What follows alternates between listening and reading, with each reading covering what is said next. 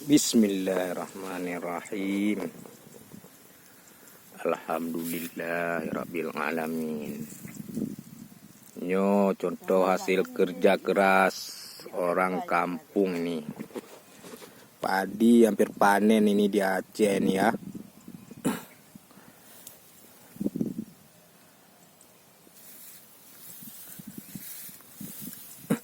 Subhanallah.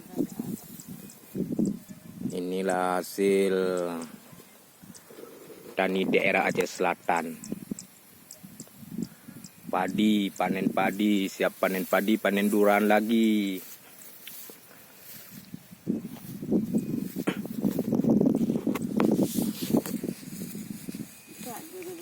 Nyo Aceh nyo bos, Aceh nyo.